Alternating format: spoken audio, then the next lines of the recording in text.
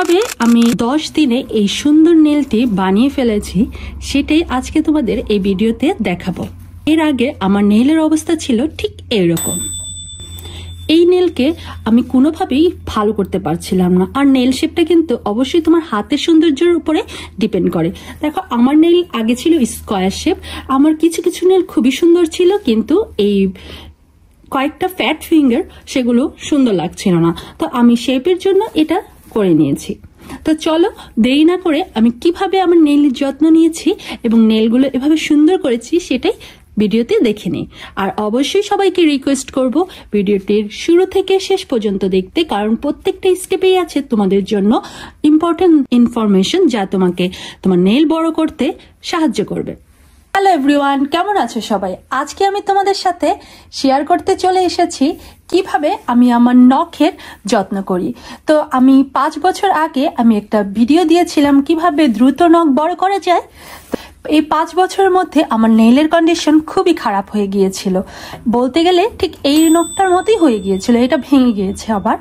তো আজকে আমি তোমাদের দেখাবো কিভাবে আমি 5 বছর পরে আবার স্ট্রাগল করতে করতে আমার নেলটা ঠিক করে নিলাম। তো বেশি কথা না বাড়িয়ে আমার কি কি লাগছে আমি সেটা তোমাদের দেখিয়ে নিচ্ছি। একটা বলে পানি, অবশ্যই কুমকুমা গরম পানি লাগছে, লেবুটা আমি এটার ভিতরে চিপে দিচ্ছি, আর একটু বায়ো অয়েল নিয়ে নিচ্ছি। আর এই প্রসেসটা এরপর আমি এখানে নিয়ে নিয়েছি শাওয়ার জেল, বা তোমাদের কাছে যদি ভালো ফেস ওয়াশের লিকুইড থাকে সেটাও তোমরা ইউজ করতে পারো। নিচ্ছি এই ব্রাশ, এটা অবশ্যই পুরানো ব্রাশ। তো ফার্স্টে আমি এই পানিটা একটু মিক্স করে নিচ্ছি। তো এইভাবে আমাকে 5 মিনিট ভিজিয়ে রাখতে হবে। আর এখানে আমি অয়েল দিয়েছি যেন আমার নেলের এবং হাতটা ড্রাই হয়ে না যায়।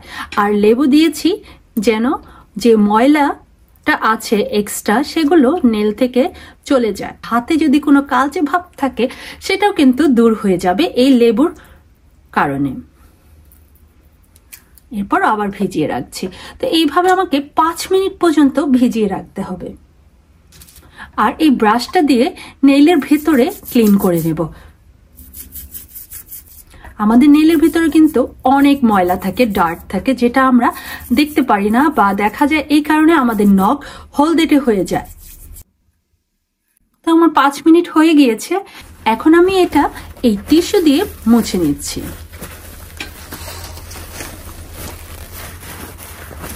এরপর আমি একটা অরেঞ্জ স্টিক নিয়ে নিয়েছি। অরেঞ্জ স্টিক দিয়ে এখন আমার নেলগুলো পুশব্যাক করে দেব। এই পুশব্যাকটা কিন্তু আমাদের নেল গ্রোথের জন্য অনেক প্রয়োজনীয়, কারণ আমাদের স্কিনে যে ড্রাই পার্টটা আছে, দেখো এই ড্রাই স্কিনগুলো ক্লিন করে নিবে, তখন তোমার নেল গ্রোথ করতে খুবই ইজি হবে। বা তোমাদের কাছে যদি কিউটিকেল পুশব্যাক টুলস থাকে সেটাও ইউজ করতে পারো, অরেঞ্জ স্টিক ইউজ করতে পারো। যদি এই দুইটা না থাকে তাহলে হাত দিয়ে এইভাবে করে নেবে। দেখো, এটা ভিজিয়ে রাখার কারণে সফট হয়ে গিয়েছে আর ইজিলি এটা উঠে আসতেছে।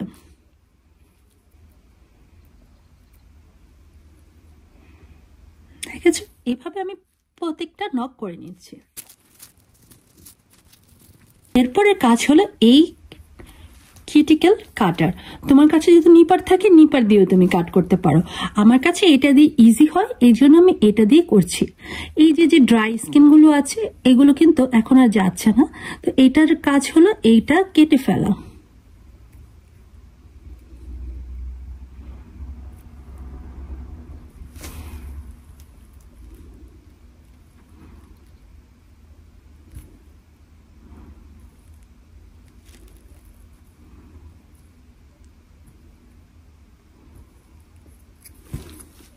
অনেক সময় কিউটিকেলের পার্টটা বড় হয়ে যায়, তখন তোমরা চাইলে সেটাও কাট করে দিতে পারো, বাট এটা কাট করা আসলে ঠিক না, এতে নখের ক্ষতি হতে পারে।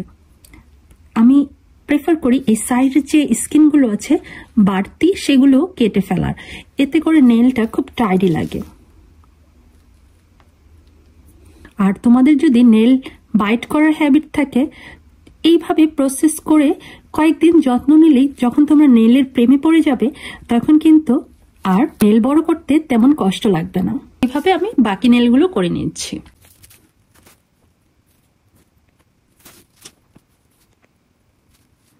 সো এইভাবে আমি সপ্তাহে একবার করে থাকি। এরপর যেহেতু আমার নেলটা একটু ড্রাই হয়ে গিয়েছে, এখন আমি যেটা ইউজ করব এই হ্যান্ড ময়শ্চারাইজারটা।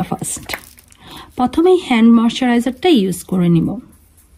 এতে করে তোমার পানিতে ভিজিয়ে রাখার জন্য যে ড্রাই ভাবটা হয়ে গিয়েছে নেল এবং হাত, সেটা চলে যাবে। যতক্ষণ না পর্যন্ত এটা ভেতরে চলে যাবে ততক্ষণ পর্যন্ত রাব করতে হবে। এই মাসাজ কিন্তু খুবই ইম্পর্টেন্ট। আর দেখো, নেল কিন্তু জাস্ট এইভাবে মাসাজ করলে হবে না, তোমাকে এইভাবে ঘুরিয়ে ঘুরিয়ে নেলের চারপাশে মাসাজ করতে হবে, যেন তোমার ব্লাড সার্কুলেশনটা ভালো মতো হয় এবং নেল গ্রোথে হেল্প করে। তোমরা যদি খুব দ্রুত নেল বড় করতে চাও তাহলে এইটাই একমাত্র ওয়ে যেখানে তুমি নেলের যত্ন করে খুব ইজিলি নেল বড় করতে পারবে। এরপর আমি যেটা করব, আমার হ্যান্ড ক্রিমটা আছে সেটা দেব। তোমরা যে কোনো হ্যান্ড ক্রিম দিতে পারো, কিন্তু বামটা দেওয়ার চেষ্টা করবে। হ্যান্ড ক্রিমও কিন্তু তোমার নেলে এবং হাতের ময়েশ্চার ধরে রাখতে খুবই খুবই সাহায্য করে। আর অবভিয়াসলি খুব ভালোভাবে ম্যাসাজ করতে হবে। আর অনেকে আমাকে জিজ্ঞেস করে যে হ্যান্ড ক্রিম কি আমি একবার দিলেই হবে? এটার উত্তর হবে একদম সরাসরি না। কারণ হ্যান্ড ক্রিম তুমি যতবার হ্যান্ড ওয়াশ করছো, তোমার হ্যান্ড থেকে যে অয়েলি ভাবটা আছে সেটা কিন্তু চলে যাচ্ছে। এই কারণে আমাদের নেল খুব সহজেই ভেঙে যায়।